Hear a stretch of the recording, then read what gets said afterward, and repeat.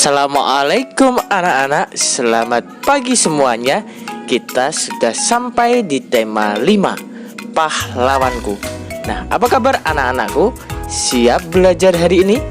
Nah, hari ini kita akan belajar tentang Raja Purnawarman dan sifat-sifat yang bisa kita teladani, dan juga nantinya kita belajar sifat-sifat cahaya. Siap belajar hari ini? Siap ya? Nah, ada anak-anak bisa menyiapkan buku tulis, nanti kalau ada hal-hal penting bisa kamu catat. Nah, anak-anak coba amati gambar ini. Ada 3 gambar. Misal saja Dayu ya. Dayu sedang menjenguk temannya itu yang sedang sakit. Kemudian sebelahnya itu ada 2 anak yang sedang mengamati kupu-kupu. Dan yang ketiga, si Dayu sedang meminjamkan buku itu. Nah, kira-kira apa pendapatmu tentang gambar tersebut? Ya, gambar tersebut tentu saja adalah kita harus menjenguk teman yang sedang sakit. Kita harus menolongnya. Kita bisa memberikan bantuan kepada teman-teman yang sedang sakit, teman-teman yang sedang membutuhkan.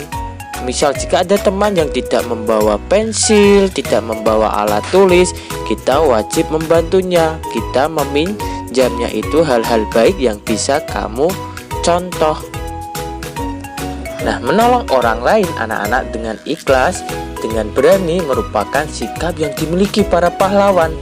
Untuk menghargai mereka, kita bisa meneladani sikap kepahlawannya dalam kehidupan sehari-hari. Nah, dulu perjuangan para pahlawan itu dibagi menjadi 3 garis besar waktu, yaitu pada masa kerajaan Hindu, Buddha, dan Islam. Anak-anak mau tahu cerita tentang pahlawan-pahlawan kita dulu? Mau ya?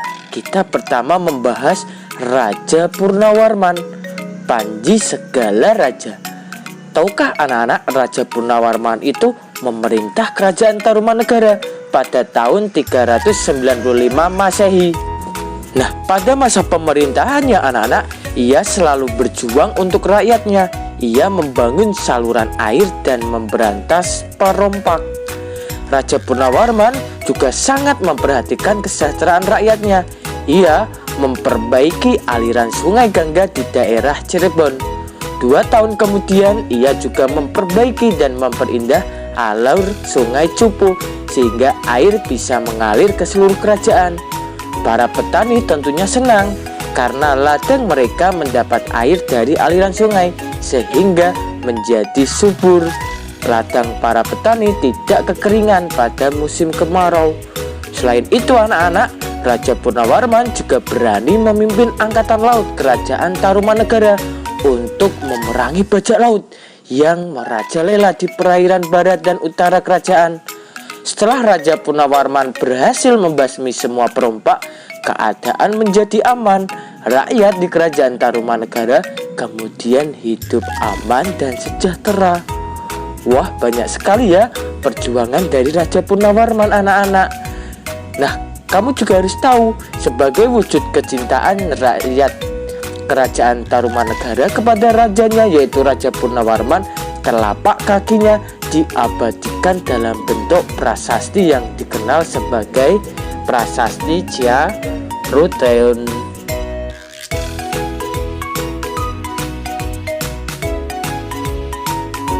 Kita amati gambar ini, ada beberapa tokoh kerajaan Hindu, Buddha, dan Islam.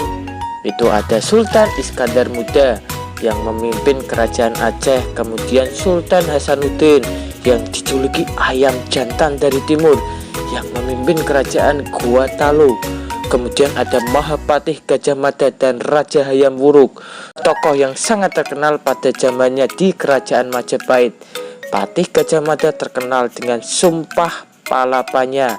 Kemudian ada Raja Balaputra Dewa, ya, raja yang paling terkenal pada kerajaan Sriwijaya di Palembang. Setelah tadi Dayu menjenguk temannya, Dayu berjalan pulang. Saat dia pulang, dia melihat ada pembangunan saluran air. Ia berpikir pasti saluran tersebut sangat bermanfaat bagi masyarakat. Dayu terus memandangi wajahnya yang terpantul di kolam. Tahukah kamu mengapa Dayu bisa melihat dirinya di air kolam? Anak-anak tahu ya, Dayu bisa melihat dirinya sendiri saat melihat ke air kolam. Nah, itu merupakan salah satu sifat cahaya, yaitu memantulkan cahaya. Air kolam tersebut memantulkan cahaya dari bayangan atau diri Dayu. Nah, ada sifat-sifat cahaya yang lain anak-anak. Misalnya cahaya yang merambat lurus. Ini bisa dibuktikan ketika kita menyalakan lampu senter. Lampu senter yang dinyalakan maka akan merambat secara lurus. Contoh lainnya adalah saat sinar matahari yang merambat lurus memancar ke bumi anak-anak. Kemudian sifat yang lain yaitu cahaya menembus benda bening. Ya, benda bening merupakan suatu benda yang dapat dilalui atau ditembus oleh cahaya. Ya, adapun benda yang tidak dapat dilalui cahaya adalah disebut benda gelas. Contohnya, saat pagi hari kamu membuka jendela, maka kaca jendela yang terkena sinar matahari maka akan menembus kaca jendela dan masuk ke dalam rumah. Selain itu, cahaya dapat dipantulkan anak-anak. Misalnya apa?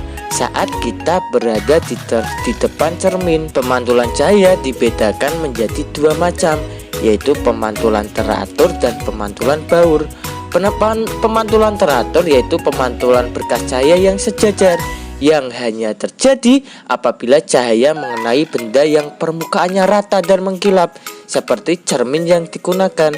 Jika pemantulan baur atau difus yaitu pemantulan cahaya yang tidak teratur, yang terjadi ketika cahaya mengenai benda yang permukaannya kasar, bergelombang dan tidak mengilap.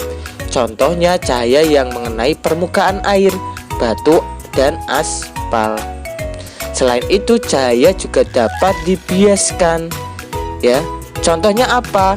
Kolam yang airnya jernih terlihat lebih dangkal. Kemudian pensil yang dimasukkan ke dalam gelas yang berisi air akan terlihat seperti patah.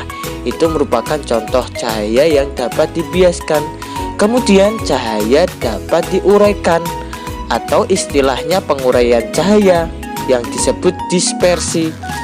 Nah, penguraian cahaya putih menjadi cahaya yang memiliki beragam warna seperti yang terlihat pada pelangi. Nah, bagaimana pelangi bisa terjadi anak-anak? Terjadinya pelangi disebabkan adanya cahaya matahari yang memiliki warna putih kemudian diuraikan oleh titik-titik air di awan sehingga membentuk cahaya yang bervariasi.